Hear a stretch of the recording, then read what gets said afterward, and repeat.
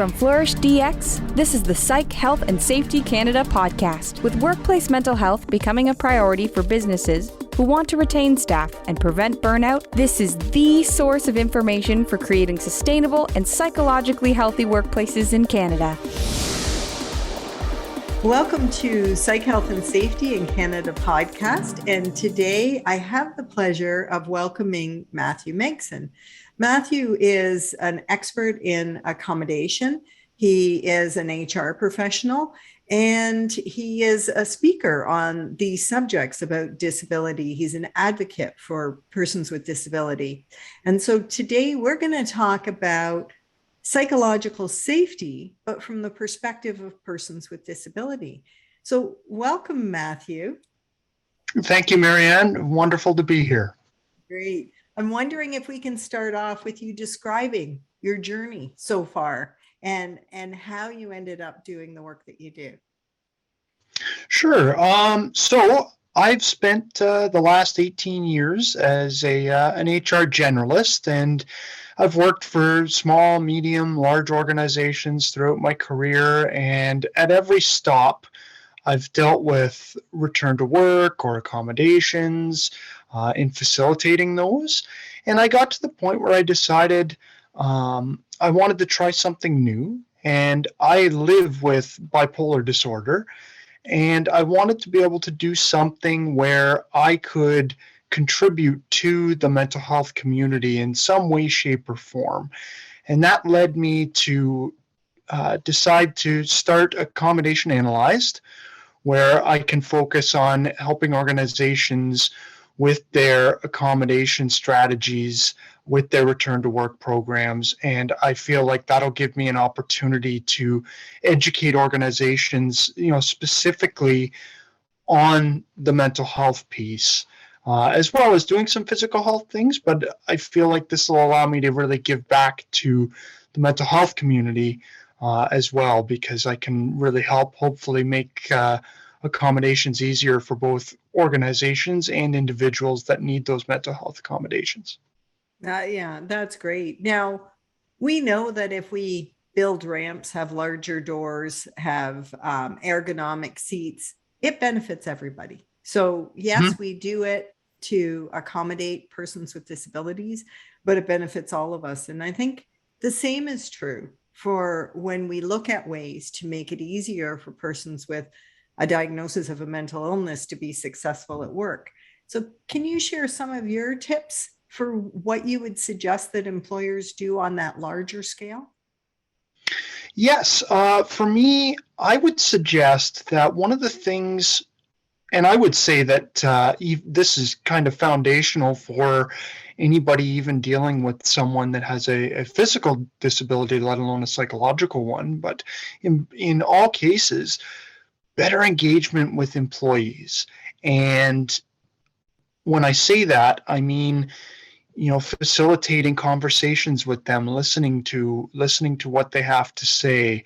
I feel like a lot of workplaces these days, and I was one of them, rely too much on what the doctors have to say.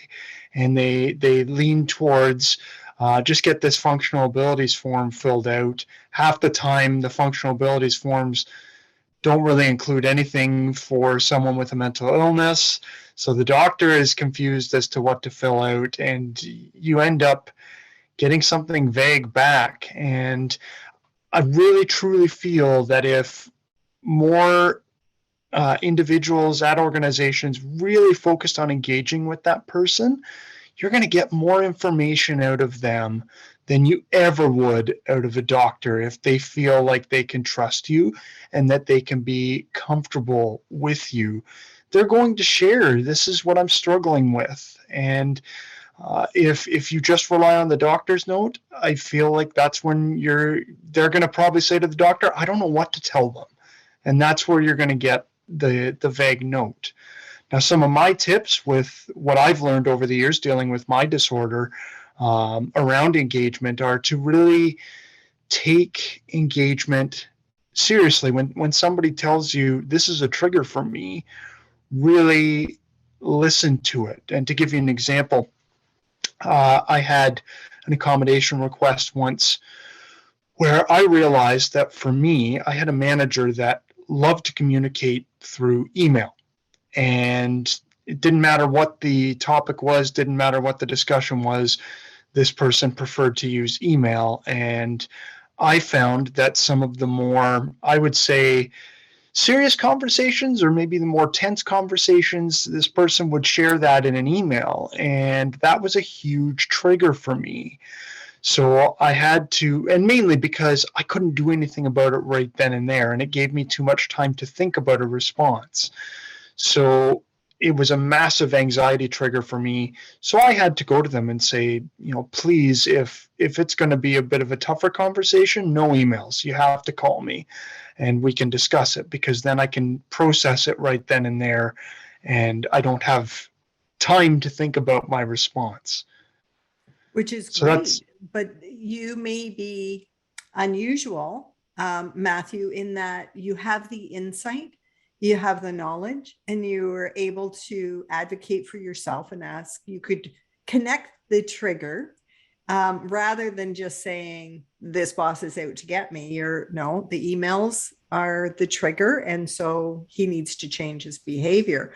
But what do you say to a manager who is afraid to come and speak to somebody with a mental illness? They're not comfortable with that. And so the idea of engaging the employee is really uncomfortable. I would suggest to that manager that I recognize that it certainly could be uncomfortable, but if you take the approach, so many organizations out there will tell you that their people are first. The people are their most important asset.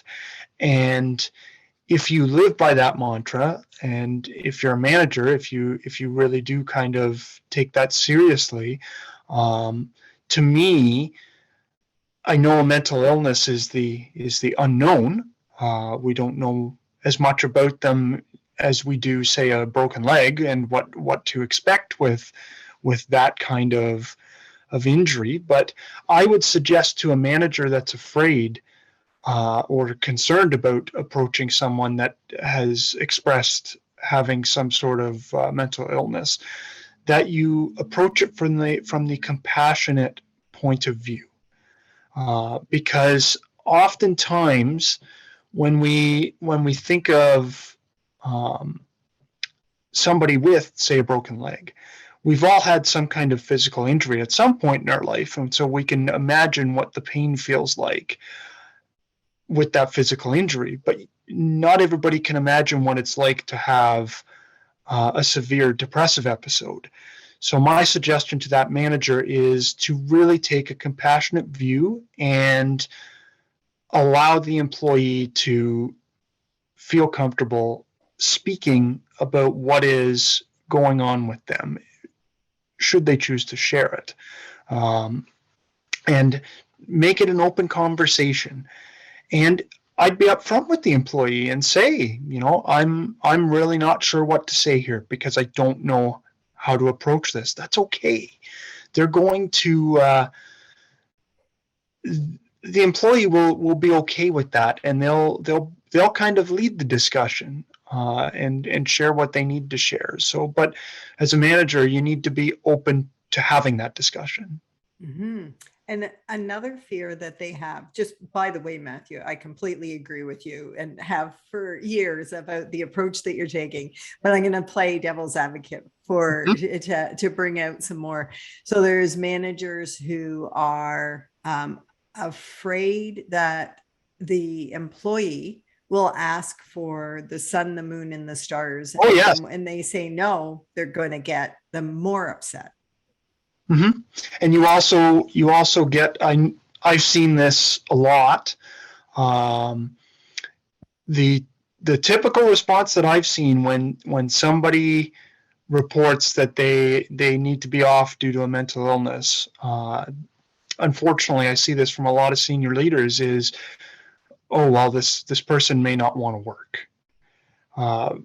So yeah, I get what you're saying. And I think that's where, again, there needs to be a bit of a shift in focus. So for instance, if I had a manager ask me that question and say, I'm not really sure, I'm afraid that they're going to ask for, like you said, the sun, the moon, the stars, and then I'm afraid if I give it to them that everybody's going to ask for that. That's something else I hear a lot of. And I would say to that manager that the best thing to do is to really focus on the value that that staff member brings. Not so much the accommodation that they're asking for, but how can you still use their strengths to get things done? And that may result in you needing to have a larger conversation with other members of your department. And to give you an example of that, I mean, how often do we hear stories about staff member hurts their arm or something, for instance, and they can't lift anything, and they come back and somebody else in the department is just told, if this person needs to lift anything, you're doing it. And I think same thing with mental health, and somebody that's either at work or coming back to work, you need to have sometimes a bigger discussion with the department as a whole to say, okay, these are the restrictions we've been given, because restrictions aren't, you can ask the person, can we share your restrictions with the other individuals in the department so we can come up with a good plan? And you can look at those restrictions and look at what that person is strong at, and try and rearrange, if you need to, rearrange your department a bit to focus on those strengths. Be flexible, and instead of just focusing on what that person was doing pre-issue, focus on how can you rearrange things to get the best out of everybody with the new situation you've been presented with. Just thinking about that's the manager's perspective, what they're afraid of. You've talked about what the value is, that you can really support somebody to leverage their strengths, because the cost of recruiting and hiring and training someone else is quite high. What about looking at it from the perspective of the individual with a mental health issue? Can you describe what it feels like to be well accommodated so that you can be productive? And any stories that you have of people who, were maybe going through something, but they were able to stay at work because of an accommodation? Sure. So what it feels like to be accommodated from my perspective is that you can feel, if you have, so for instance, for myself, if I can feel like I can talk openly about, here's how I'm doing today. So as an example, for me, to be able to share with other leaders, maybe we're going into a meeting and I'm dealing with a depressive episode or an irritability episode or even a manic episode, because all three of those look very different, and they can be different each time I have them. So to be able to feel comfortable to say to those managers, we're going into a meeting, and I can say to them, here's how I'm feeling today. I might need you to step in and take over this part. Here's what to look for if I need you to do that. So to be able to have that comfort level that you can honestly speak about how you are feeling, how you're doing that day, and know that that person is listening and they're honestly wanting to do what they can do to make it easier for you. That's what I feel a good accommodation feeling would be from my perspective. And what was the second part of that question? Sorry. No, I just want to pick up on what you were saying here, though, Matthew, is that the point is that if we can be transparent, if we can be open and honest about it, then nobody gets blindsided. not That's the right. individual with the mental illness, not the employer, not the clients, not that, because you're able to say, this is where I'm at today. And we can often mitigate any risk from that Hmm. because we're able to talk about it. It seems to me that when you have to hide it, when you can't talk about it, when they don't want to listen to it, that it becomes a much bigger issue than it needs to be. Yes. Yeah. So, and in terms of when you're not well accommodated, can you speak a little bit about that experience and how it exacerbates the illness itself?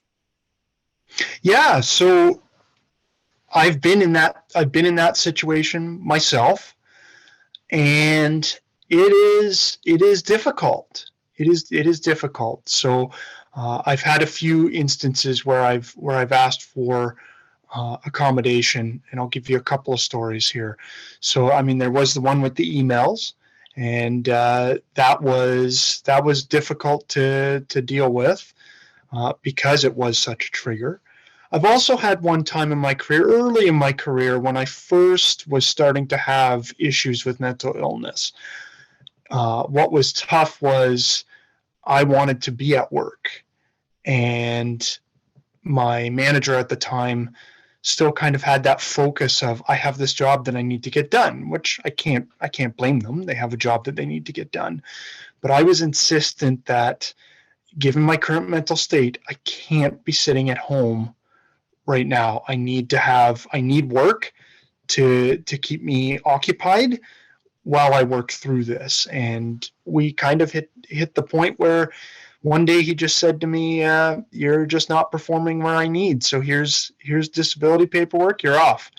And that was tough for me because I really wanted to be producing at whatever capacity I could produce at. It, for me, that was better than being off at home. And I think a lot of people that are suffering from some kind of mental illness feel the same way, but they probably feel like, if I ask for this, I'm not going to get it, or if I'm not performing at 100%, am I going to get the support that I need? And it can be difficult at times. So put on your HR hat now. And from an employer's standpoint, if you're able to do 60% of the work, how do they finance the other 40%? What are they doing in order to manage? The employer, what's the employer doing to manage? So to me, that's where I look at the point I made earlier about, don't just focus on the one person and the one person's job that they were doing pre-issue, because maybe it's the case of somebody else in the department. Maybe we can switch a little bit for the time being as an accommodation. We can take some of these roles from this person and give them to the person that is only able to do 60% of their job, but they could do a little bit more. So for instance, to give you an example on that, if I was looking at myself, when I'm having a bad depressive episode, I can still put on the mask and I could do a meeting such as this. I could give a talk. I can get myself to do those things very well. But if you said to me, I need a report written and I got to have it by tomorrow, there's no way I can do that. I cannot focus on doing an administrative task when I'm having a depressive episode. So my argument would be, is there some temporary solution that we can do where I can give those administrative tasks to somebody else and take some things off their plate that I can handle to fill that bucket, so that it's not 40% of my day is missing. It's much less than that. Yeah, I want to share a story with you, Matthew. I had a small business, and one of my staff was having panic attacks, and they were their anxiety was heightened by the fear of having a panic attack in front of a client. But client Mm-hmm. work was part of the deal. And I had another employee who had bipolar and was going through an episode where they were having trouble focusing, especially on complex files, but they were great face to face. And exactly the situation that you described is the person who was having panic attacks took on the really complex detail work. And the person who was having a bipolar episode took on the face to face client work. Neither one of them took a day off. There was no loss of productivity at all. And these were two people with a diagnosis of a mental illness, but it's that creativity that you just described. I had another situation with a receptionist who just got back to work after having a very serious episode of depression. And I got called in because she was crying at her desk, which doesn't look that good when people come in and they see the receptionist crying. And to make this long story short, what she ended up doing was offering to do filing. Not that we have a lot of that anymore, but at that time, to do filing for whoever would come and cover the desk. But ironically, once she put this in place, she got better quite quickly and she didn't need it. But the people who were trading off with her hated filing, and they'd say, "Don't you need a good cry? Couldn't you come down and do this?" So I absolutely support what you're saying, that we can be more creative. It's not you can do your job or you can't, but what can you do? How could you do it? What else could you take on if somebody took on some of your stuff? And so those are great ideas and tips. Do you have any other strategies that maybe can be more preventive rather than focused on an individual, but to deal with mental health and well-being on a more preventative basis in a workplace? So one of the things that I do like to stress when I'm talking to clients, I already spoke about the engagement piece, but one of the other core things that very, very few organizations do is educate their employees. So if their employee knows how the system, so let's say they know ahead of time, does their employer have a short-term disability program? Or are you using EI sick benefits if you have to go off? How does each of those programs look? What do you need to provide? And I think that is something that every employer should do with all of their employees when they come on board, because especially when you are dealing with a mental illness and you're trying to navigate, how do I get some income? I can't work right now, but how do I get some income? That just adds to the stress. Whereas at least if you knew ahead of time, oh yeah, that's right, I had this conversation when I started, I contact these people and this is what I do. I know that this is what it looks like. They're going to need this kind of medical from me, and really lay it out for your staff. That could make everybody's life easier, especially if it's going to be, because we do know that WSIB allows psychological health and safety claims. So what does that look like if that comes about for both the employer and the employee? Does the employee understand the ramifications? And I find a lot of times when we're talking return to work, most employees, if it's a WSIB claim, they have no idea what to expect.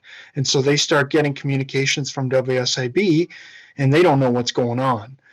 And that could be the same for a psychological health and safety claim. And when we talk about return to work and say WSIB, the other thing I found too is that employees don't realize the cost to employers for the time that the employee is off. So they just think that their employer is being terrible by trying to push them back to work so fast, instead of understanding the consequences to the employer. So I think in a roundabout, long story short way, more education for staff on what supports are available, especially in the case of mental illness, because it is becoming so much more prevalent. Yeah. And what would you say to the employer who says, well, if I tell them about the benefits, everybody will have a mental illness? Well, I would say cite the case. Uh, you can't assume that that's going to happen for everybody. Everybody's different, and we need to look at that. And I'm sure that you could look at other policies that they've rolled out in the past and said, well, if I do this, this is going to cause a problem, specifically government mandated ones. And it's happened and there hasn't been a problem with it. And it's because most people don't want to take advantage of the system. You get that small 1%, but most people are going to say, oh, okay, you rolled that out. That's great. Thanks for letting me know. And they're going to go about their day. So I don't think that it's a case of it's going to happen to everybody, but I do hear that a lot. Yeah. Do you know what I always wonder is if all your staff want to call in sick, what's going on in the workplace? Because yes, I think that most people want to have meaning and purpose in their life. And if it's a workplace where you feel that what you do matters, you feel that who you are matters, you feel that there's support there, we don't want to call in sick. We don't want to pretend we have an illness that we don't have. But if it's a workplace where we feel disengaged, where we don't feel part of a community, part of something, then yeah, maybe. But yeah, I always think the leaders or employers who say, well, everybody's taking advantage. Well, what's going on that they don't want to be there? To follow up on that point that you just made, I recently did an article that says, those vague doctor's notes that employers get, totally disabled, you can learn a lot from those. And one of the things that I believe you can learn from that is your employee is not comfortable sharing anything with you. They don't trust you as an employer. And so they've said to their doctor, I don't want to tell them anything. I don't know what to tell them that'll be okay. And that's where you end up getting those types of letters. That trust just isn't there. Well, and as you said, you were talking about WSIB, which is workers' compensation, is that if we don't have any idea what the process is, then when we get a letter saying you're declined because you didn't produce this, I think it's human nature to think they don't believe me. They don't believe I'm sick. But the reality is it's a process and you have to produce the evidence that's required for them to pay you. And if you don't produce that evidence in the manner that you're supposed to, you're not going to get paid. It doesn't mean that anybody's making a decision if you're sick or not. It's that you haven't complied with the necessary criteria to get paid. And it breaks my heart to see how people internalize this as if it's some sort of judgment on them, when what they need is a hand. They need somebody to assist them to go through this process, to interpret. And in some organizations, that help is available, but in many, it is not. Yes, that is true. And that's a very good point. Yeah. So in terms of looking at psychological safety and people with mental illness, how do you think it differs from psychological safety for the average employee or for an employee who doesn't have a mental illness? How do I feel having a mental illness is different? How do you feel protecting the psychological safety of employees with a mental illness differs from protecting the psychological safety of all employees?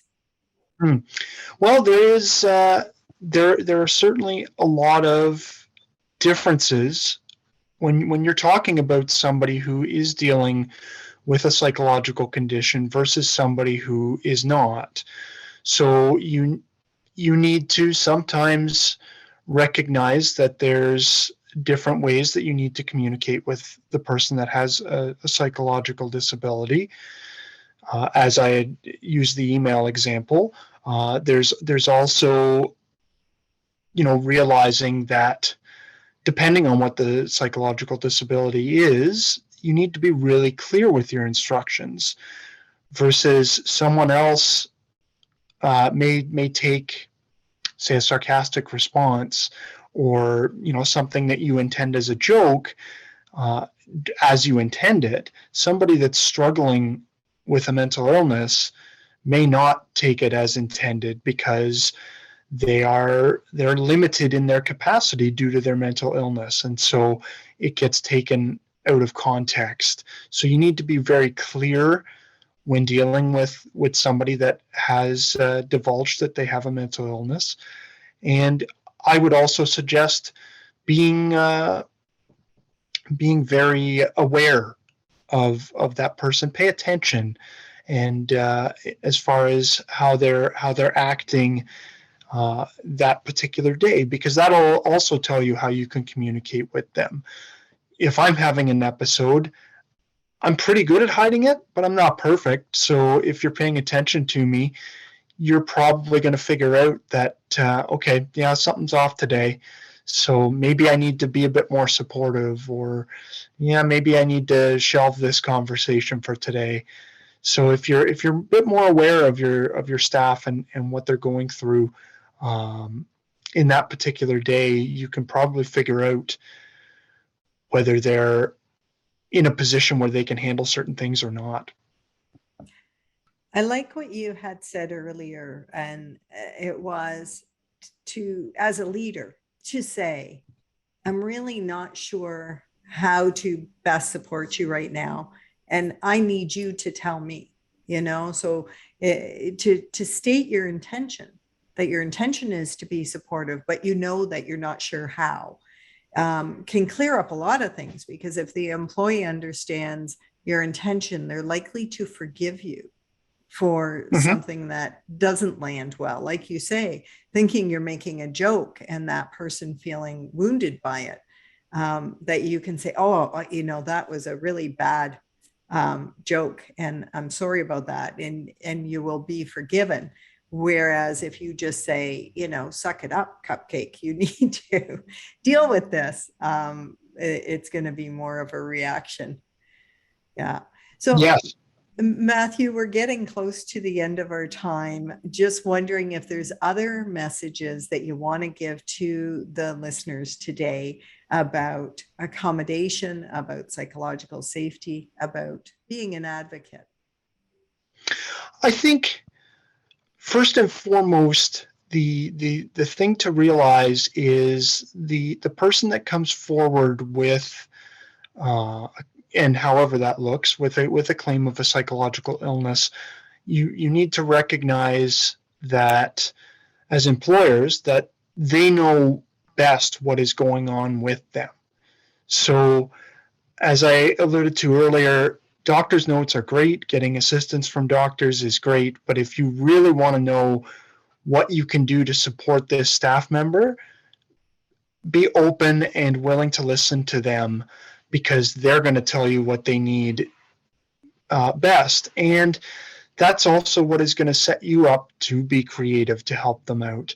And for the person that needs that support dealing with a psychological illness, especially if it's brand new for you, my advice to those people are, the faster you learn to be your own advocate, the better it's going to be for you. You need to realize that you need to advocate for yourself, because you know how things are affecting you. And to use myself as an example, if you go online and Google bipolar disorder, it's going to give you the buzzwords of mania, of depression, irritability will be in there.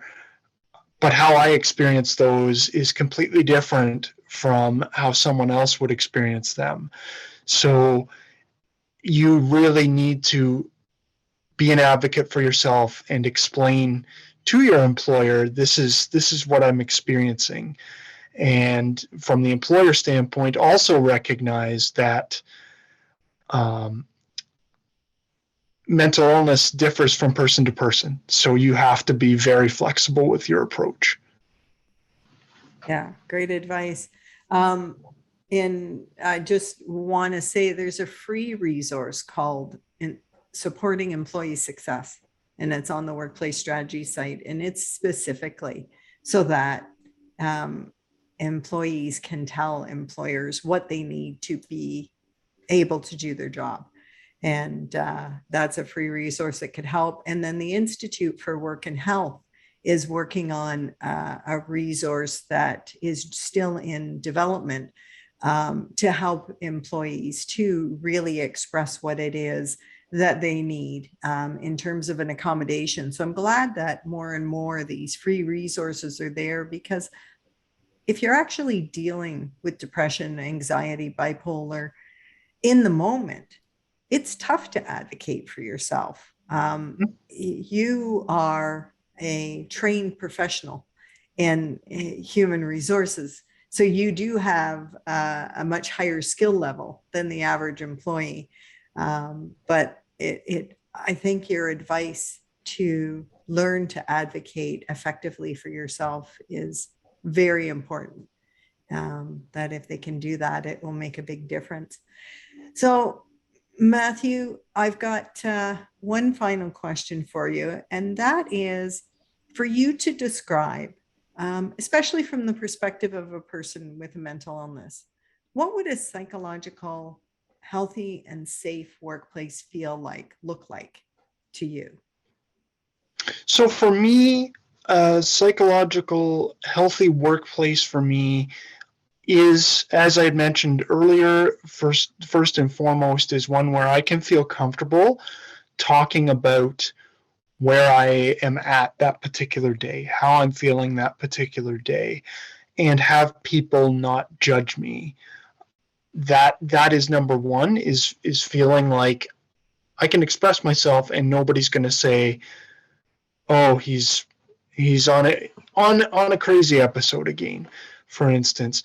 But also one for me where people openly are creative about recognizing that there are different things you need to do for a person that is psychologically ill.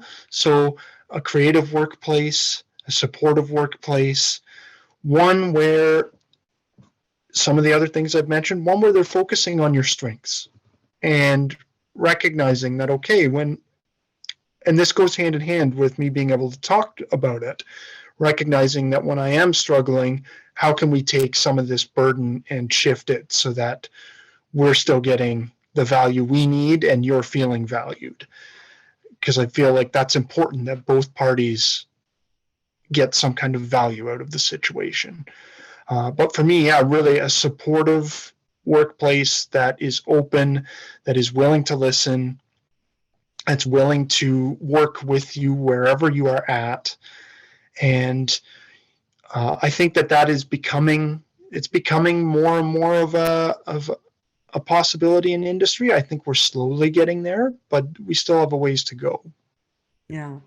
I've been doing work on inclusion, and I think about that flexibility and creativity when you're a new immigrant, when you have a life transition, you've gone through a family breakdown, or you've added to your family either through adoption or birth, or you're dealing with a physical health problem. In all those situations, the type of workplace you just described would be the type of workplace people would want to be at.